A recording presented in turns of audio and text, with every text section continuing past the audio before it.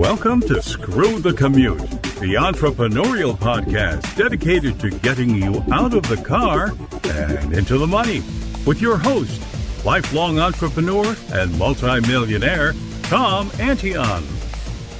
Hey everybody, it's Tom here with episode 114 of Screw the Commute podcast. We got David Garfinkel here, and I don't know if he knows it or not, but he's one of my idols in the copywriting world, and many of you have heard me say that this is the most important skill I've acquired in my 42 plus years of formal business, and really since I was 10 years old or so. So we're going to hear from him in a minute.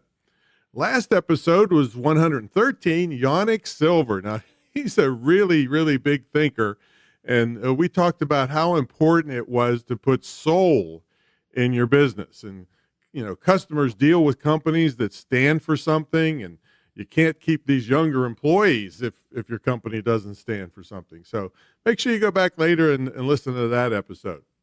Now, our youth program is in full swing. We're looking for young people, and that's up to early 20s or so, to feature on Screw the Commute podcast. So if you know anybody that's doing good entrepreneurial things as a young person, have them get in touch with me at orders@antion.com, and I'll tell them how they can apply to be featured on an episode on our special youth editions.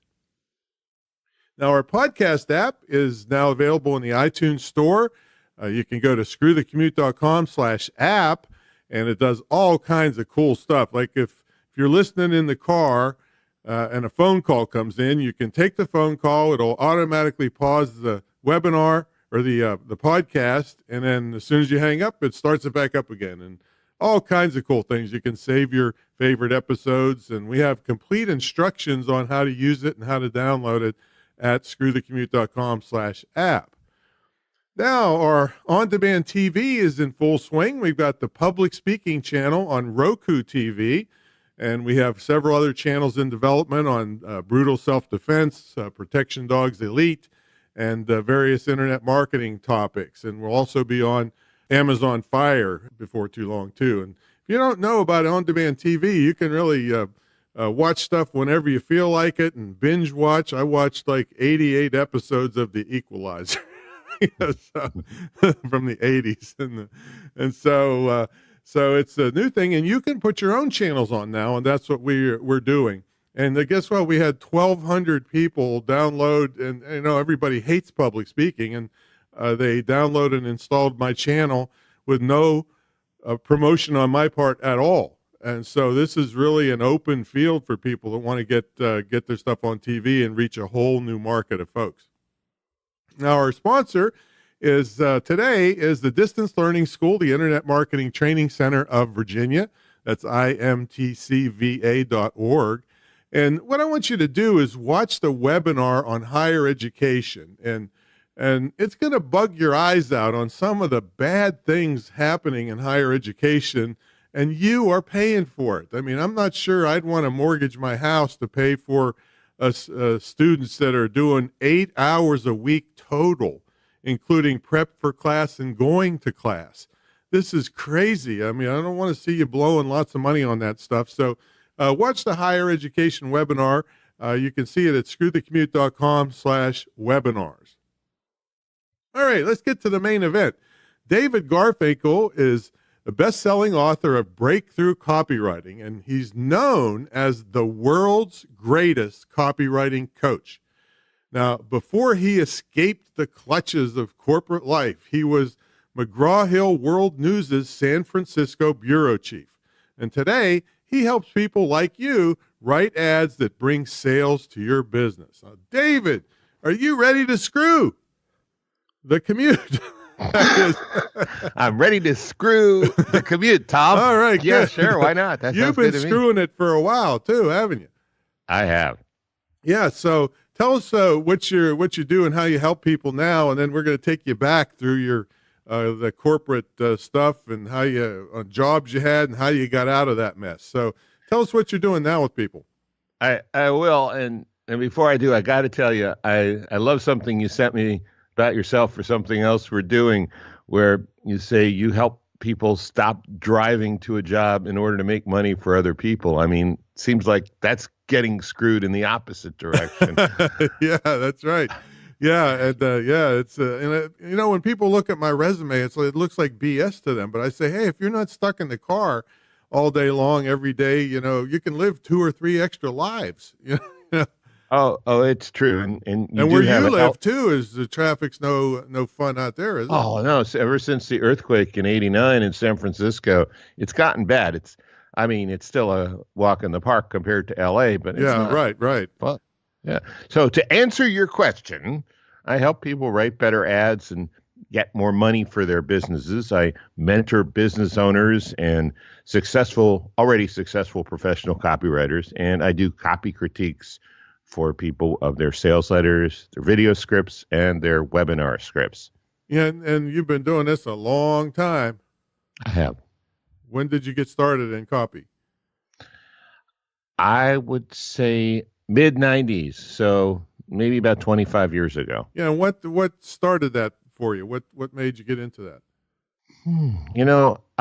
I left the McGraw-Hill job in 1985, and I wanted to make it as a freelance writer, and I did everything right. I co-authored a book. I was getting royalties on the book, not much, and I was starting to figure out that writing words in and of itself is not very valuable, but writing words that sell stuff is very valuable. Yes, that's for sure. And, that was in combination with the fact that, I don't know, I decided not to pay taxes for a few years as an experiment. And, that never ends well, not in America. So I was really at a low point in my life.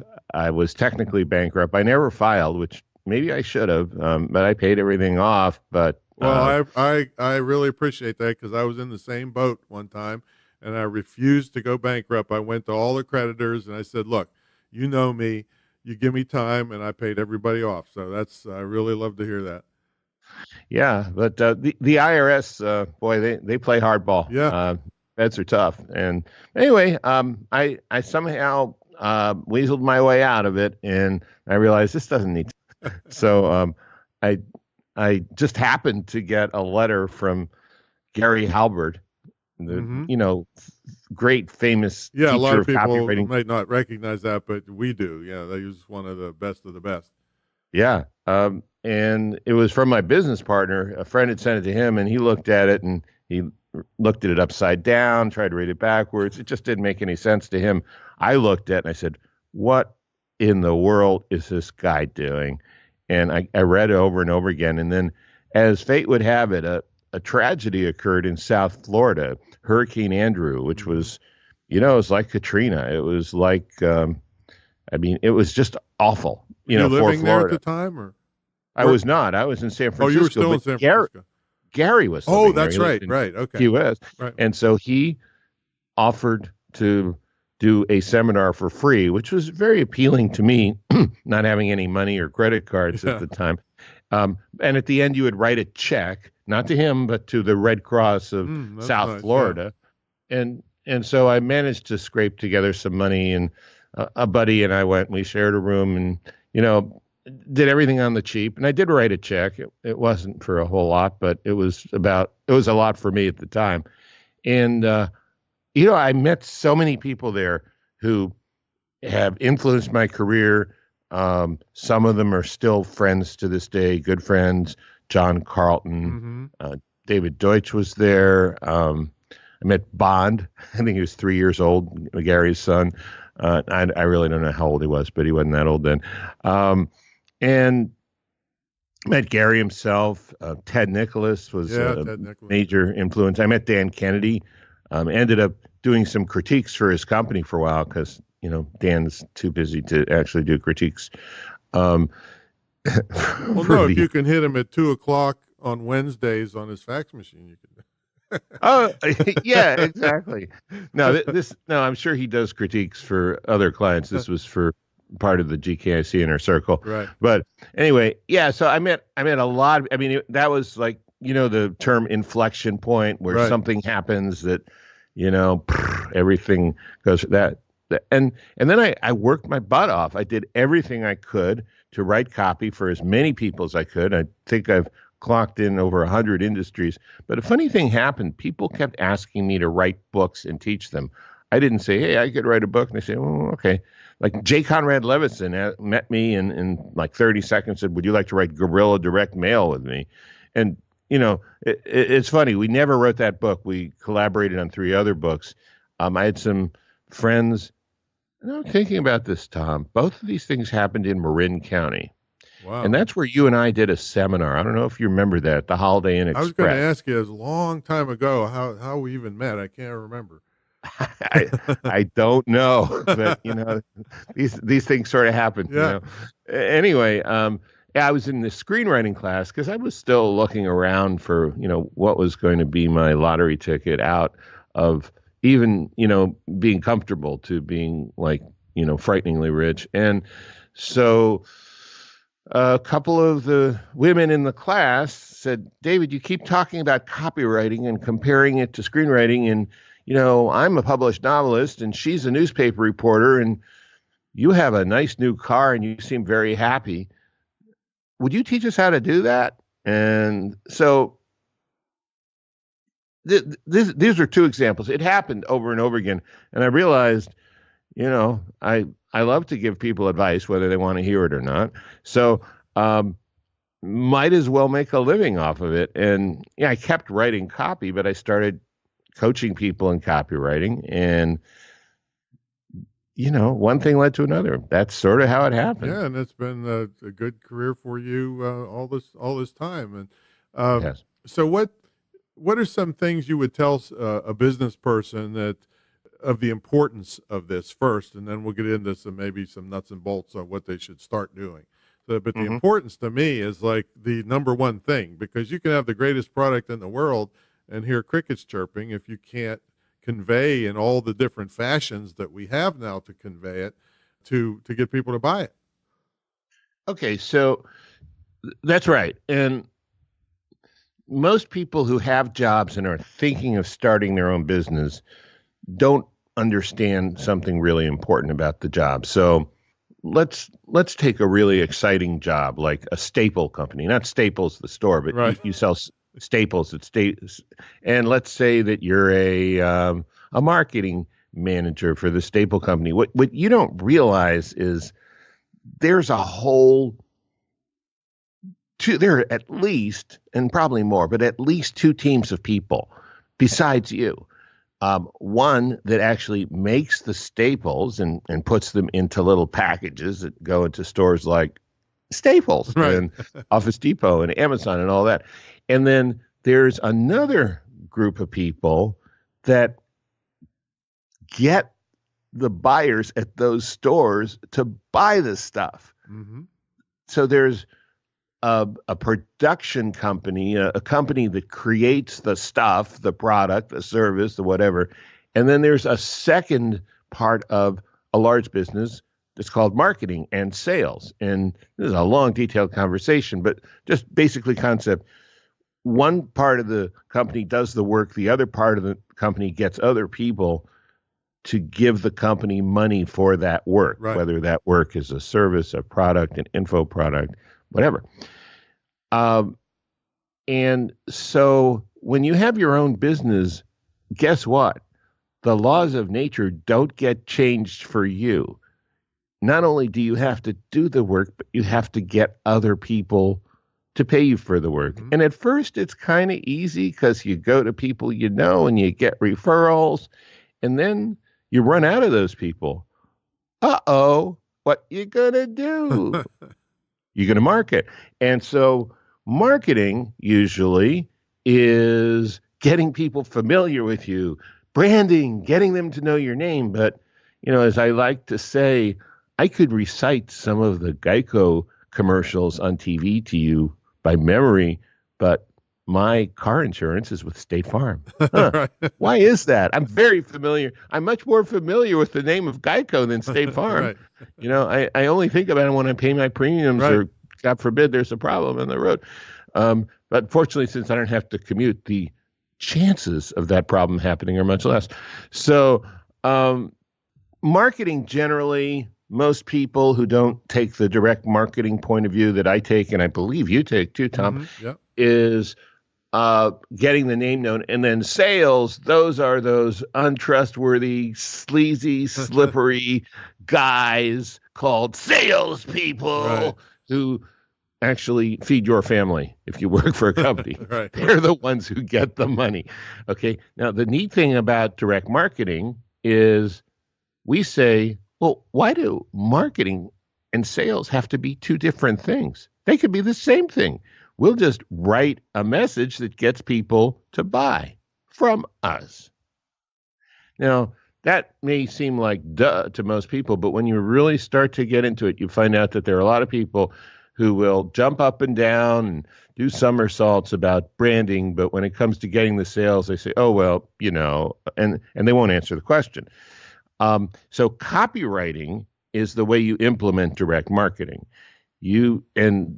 Until this happens in your life, you can't believe it, but you can write a message that will put money in your PayPal account or your bank or get you a huge check or your merchant account, just sometimes with one message, one webinar, one sales page, even one email that goes right to an order form. That's what that's all about.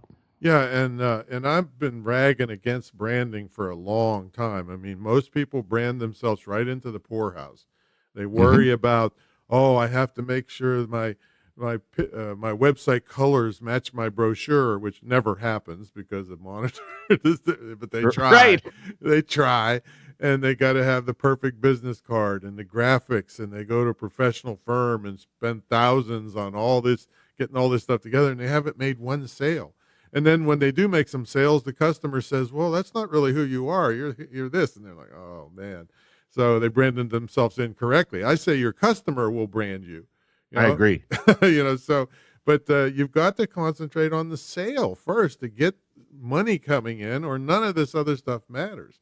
Well, branding isn't total BS. It's just BS for entrepreneurs and smaller companies. Let's say you are Coke, and there's Pepsi, and there's the Safeway house brand of cola, if you have Safeway, or the Kroger, or the Piggly Wiggly, or whatever it is, wherever you live. And then maybe there's RC Cola. They still make that? I don't know. I don't know. And so a customer comes into the store and they say, oh, we need some soda, or if they're in the Midwest, we need some pop. And they're looking at these things, and there might have been a commercial which made them think Pepsi is better than Coke, or RC is, there might be a brand at that point for someone in the store for these giant, absolutely makes perfect corporations. sense. But then, sometimes you can't generalize a business principle to a situation that's entirely different. I mean, as an entrepreneur, whether you're a speaker or an info marketer, or you have an Amazon store, or you have or maybe you sell staples, but you're a small staple maker, whatever it is, it's not the same. You're not in grocery stores. You don't have consumers looking between you and three other brands. It's a totally different context. So, but unfortunately, for I'd say businesses, the people who do branding have generalized their idea. Maybe, this is just like a theory to compensate for the fact that they're too chickens to ask for the sale. Sale? Yeah. Yeah, I don't know. Could be. So where should people start? Because, there's so many different types of copy. You've got video scripts, you've got super short copy for ads like Google ads, and you've got long form copy, and you've got hybrids where there's a video and copy beneath it. Where would you have somebody start? Okay. Well, I don't mean to make fun of you, because I know you're asking more for the people who are listening than for yourself. Right. But it's sort of like saying, well, there's eggs Rockefeller, and there's scrambled eggs, and there's omelets, and there's easy sunny side up and easier up. I mean, basically, you want to start with the fundamentals because they all apply Right. to Well, there we all go. things you're saying. And so there are fundamentals of copywriting, of direct response marketing, and it's a bit of a transformational journey. And I'm not speaking in an exaggerated way, because not only is the psychology the opposite of what they teach you in school if you went to school and studied psychology, it's also the opposite of most of what you think is advertising and sales. It really is. It goes very deep and it's somewhat contrarian, but it's available. It's not hidden. It's not. There's no conspiracy and cloaking. You can find it. It's out there. There are books and podcasts and Facebook groups. A lot of stuff's free, but it is going to take some work and some willingness to understand that the way the world works is not necessarily, especially the world of small businesses getting customers to pay them money, is different from what you might have been told or you might have thought. All right. Well, let's get into some of the tips that, like, if somebody came to you for help, how would you interview them to see where to start them? Because, people have all different types of businesses, and like I said, we have so many outlets for copy now. So what would it look like if I came to you and said, hey, I need help with copy? How would you start interviewing me to find out what I really needed? Well, I don't mean to be rude, but I'd probably send you somewhere else. If I met you, and I'll tell you why. Most of my work is coaching people who are a little further down the road in terms of learning, because I've found I'm not super effective starting with beginners, but I know who is, and I used to do that. I just wasn't getting very good results. So, all right, let's jump it up. Let's say I've got an intermediate sized business. I've got a bunch of copy out, and I don't feel like it's performing like it should. Then what would you do? Okay, I can answer that a lot better. What I would do, first of all, is get most business owners, rightfully so, are very inward looking. They think about their own business, their own brand, their own, goals and desires. First thing I would do is try to gather information outside of that. I would try and find out, okay, number one, as I would say, everything needs to be focused on your customer and the people you want to become customers. Any of it on your competitors? I would focus on the competitors only from the point of view of the customers. In other words, I would say, okay, so let's make this real simple. You have business A and competitors are business B, C, and D. I would say, what do your best customers think about business B, C, and D? And particularly, what annoys them about them? What do they think they do wrong? What do they think they do bad? What do they find frustrating? What do they find inconvenient? And I would either do this or hire someone myself to do this, or ask them to do some research to really find out. And then I would say, okay, what is it about your business that does the opposite of what most customers think top of mind is wrong with the other businesses? I'll give you an example that I used. I would say it was about 12 years ago. The market has changed, but at the time, I was in front of a room, some pretty successful people. And, one thing people like to do, and I'm no exception, when they get successful, is get a nice car. So everyone in the world will know when they drive down the street, oh, here comes a successful person, right? And I said, okay, so how many of you have, luxury or expensive high-end cars? And there are a bunch of people. Of course, they always sit in the back of the room, right, Tom? The back of the room, and they raise their hands and they look sort of smug. And I said, okay, how many of you, this group that just raised their hands, have contracts on your lease or on your, payments are on your warranty if you paid cash for it, where in order to keep the warranty intact, you have to pay several thousand additional dollars every year in order to keep the warranty valid of authorized maintenance. Right. And their hands went up, but their faces got really dark. They looked sort of angry. And I said, okay, so this is interesting. I've seen a commercial over the last few weeks for BMW. And I'm not sure BMW makes better cars. I'm not sure even they would say, well, they probably would say that, but I'm not sure that your average, auto expert impartially would say that. But they do have some real great strengths. They have an entire building where people design doors, and they have all kinds of interesting qualities to their cars. But what they say in the commercial is, once you buy a car from us, you never pay a penny for 4 years for maintenance except for windshield wipers and tires. Wow. Everything else we cover. And at that point, they were more of a niche luxury brand. Now they have become I would say, worldwide high-end general consumer brand.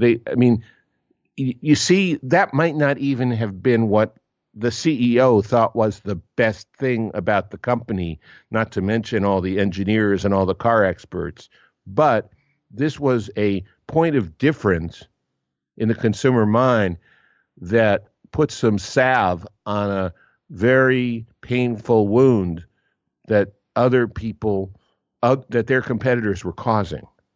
And so if you can do the same thing with your business, if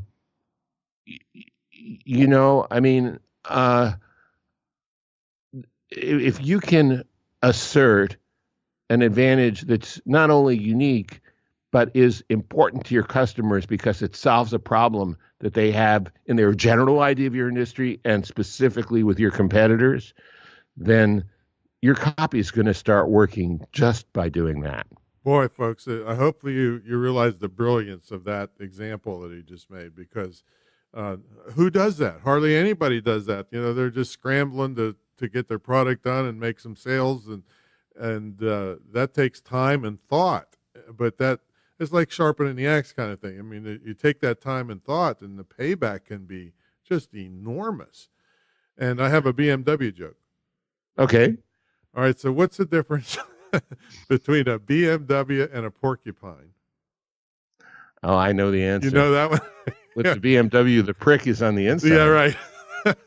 Thanks a lot. I now own one. Okay. All there right. you go. Now I know what you think of me. Thanks, Tom. No, I owned kidding. one too. Yeah. They're not bad cars. Yeah. So yeah, that is really brilliant. And so you could do that by surveying your customers and talking to them, just that alone, I mean, even without any real skill in copywriting, just bringing up those kind of points. I mean, there wasn't any big copy about that other than, hey, we're not going to do what they do. You're not going to have any extra fees. Boom, done. Yeah, I mean, one thing about the best copy, and I think I get to see it. I mean, I'm on a call every week with Agora Financial, which is like the 800-pound gorilla Right. in the industry, and I'm a consultant to those guys. And on the call, they don't just bring in their own stuff. They will often go over a sales letter. Often the best copy is basically a conversation. Mm-hmm. It's very conversational, but it's finely tuned and focused and curated. You know what I mean by curated? It has tight. It's almost tunnel vision in terms of the customers. I mean, their whole business, and they admit this openly, so it's not a secret, is their whole business, which is in the 9 figures, is based on a large group of people's dissatisfactions with stockbrokers, Wall Street financial planners, etc. And it's for people who want to make their own investment decisions with their money, and they would like just to do it based on getting information and coming to their own conclusions. And they're able to sell tons and tons of newsletters and advice services after people buy the newsletters. Now, that's just one example, but you see, it's really the same thing. But the copy, it's very smooth, but what most people think of copy is very flashy, almost like clangy, noisy, circusy stuff. And sometimes in some markets that works, but for a lot of people, it doesn't. It puts up a red flag. Uh-oh, salesman approaching. Got to put up my defenses. Sentries at attention. Bring out your spears. It doesn't always work well to be really noisy and aggressive. Sometimes it does. Do you remember Corey Rudel? Oh, I do. Yeah. Yeah, and he taught me back in 1996 the concept of advertorial. Mm-hmm. And I showed him my sales letter. It had a big picture of this $1,000 product on it. And he says, get that the heck off of the page. And he says, the first thing people are going to do is scroll down and look at the price before they've seen any of the benefits. So he had me do an advertorial for the same product. And it sold 4 times as much with never even a picture on the page of what the product was. And it was all conversational about the benefits of being a pro speaker. And it was like an article. It looked more like an article than a sales letter. And it sold 4 times as many $1,000 systems as the one with the picture. I mean, that's not surprising because, people don't think they want to be sold, but they definitely want information about stuff. And if you can give them information and point out something they want and then tell them how they can get it in a way that they feel comfortable with, and that's what copy is about, really. Well, good. So tell them about your book and then tell them about if they want to work with you, how that process works and where they go. Sure. So my book is called Breakthrough Copywriting. It's available on Amazon as a Kindle and as a paperback. And if someone's interested in working with me, I do 3 things. I mentor business owners, I mentor pro copywriters, and I do individual one-off critiques. And I'll just say, without mentioning the price, it's expensive. So it needs to be high stakes and high leverage. But, you just gave a perfect example of that, Tom. You got 4 times the sales from the same copy because of some expert advice. Yeah, and this was 1996. I took a consultation. He was charging $1,230 for 30 minutes in 1996. And that 30 minutes, that one page alone, just one page, not a whole website, just that one page has brought in over $1 million. Yeah, so that's pretty good leverage. That's almost 1,000 to 1. There you go. So people can go to Garfinkel Coaching, Garfinkelcoaching, GarfinkelCoaching.com. And that's a website. It talks all about my services and has one page that describes each one. Yeah, we'll have that in the show notes, so they don't have to worry about figuring it out. They can just go click on the show notes and they go over and see those. And then Amazon, the book was Breakthrough Copywriting, right? Breakthrough Copywriting, yeah. Okay, now we have to take a brief break for our sponsor. And when we come back, we'll ask David what's a typical day look like for him and how he stays motivated in his business. So, folks, check out my school at imtcva.org and learn how you can have a lifestyle business in as little as 6 months. Now, let me ask you, do you know what colleges and universities are doing? Well, according to gradeinflation.com, they're raising grade point averages to make it look like they're doing a better job of teaching when there's a mountain of evidence that they aren't. I mean, they followed 2,000 kids from college and universities across the board, and after 4 years of college, 45% of them said they didn't really learn any usable information. Now, I don't know about you, but I don't think I would like to mortgage my house to pay for that kind of stuff. They did get lots of partying and social skills at the point, and getting paid to protest, too. I'm not sure I'd want that. So watch the eye-opening higher education webinar at screwthecommute.com/webinars and potentially save yourself and possibly your loved ones, your friends and neighbors, hundreds of thousands of dollars of debt when they go for higher education. And we'll have that in the show notes. So let's get back to our super duper What's that? How were you termed? The greatest copywriting coach in the universe? Something like that?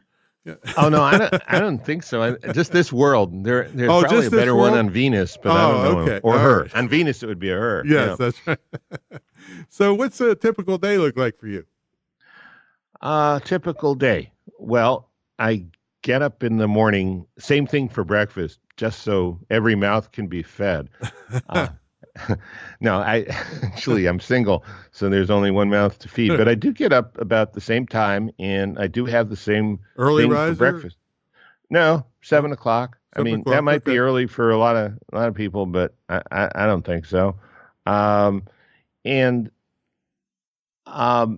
the days vary. Okay, that Agora copy call, it starts at 7. It takes me a while to wake up, so I get up at 5:30 on that day because it starts at 10 in Baltimore. Okay. But from there, the day varies. I often have a coaching call or two. I'm often working on my podcast and recording it. We actually do 2 recordings on every other Thursday. I do promo videos for the podcast. I might be finishing a new song to work on with my producer. I'm a very late bloomer singer songwriter. I meet with him every Thursday. Speaking of the Copywriters Podcast, Tom, I've heard you're going to be on the Copywriters Podcast. Could you confirm that? Fact? Yeah. That's right. I am thrilled about that too. I'm going to talk about oral copywriting, which is basically speaking from the stage. And I mean, I haven't really been beaten that I know of in 16 years in back of the room sales. And I say that, but I also want to say no chargebacks and no complaints and no people suing me over stuff. Yeah. So it makes a difference, right? There's plenty of people that can sell $1 million, but then they've got they don't come through and take care of people, and then that's what all the scams about, I have none I of like that. to say, how much can you sell? It's not how much you can sell; it's how much you can keep. Right?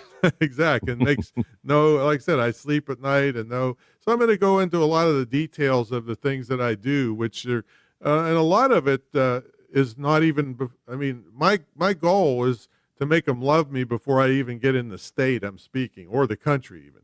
So it's not all just from the stage, but it's oral copy all the way through. So we'll be talking about that on your show. I'm excited about that. And then I did want to mention there's one other thing I do every day: several hours of watching cable news. I call it my own personal executive time.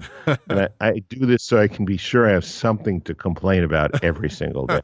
So do you stick with one channel? Because somebody yesterday was telling me that they do 3 or 4 different channels, just even if they hate the one channel, just to get a cross-section. I watch the major 3. I watch Fox, I watch CNN, and I watch MSNBC. I watch all 3. Okay. And there are certain hosts on Fox and MSNBC that make me want to barf, and so I will not watch them. But generally speaking, I watch all of them. Yeah, that's the same with me. Yeah, I some of them I just can't. They just grate on me no matter what they say. So I don't care. Yeah. So boy, this has been great catching up with you, man. Like I said, neither one of us can remember how we met, but it's been 25 years probably or so. Yeah. I mean, I can't remember the year, but I remember the hotel. I remember you were on some big tour and you had injured yourself. I think you were in a wheelchair or something for a while. I can't remember. Yeah. I mean, you're okay now, right? Well, I was actually in a hunting accident. Last January, and it would have been such a great story had I gotten shot.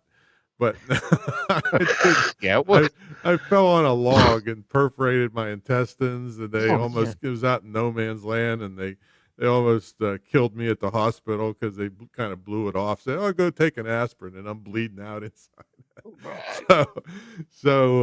But I'm good now. I'm back in the saddle again. So, well, I think that's important. If you lead an adventurous life, there are risks.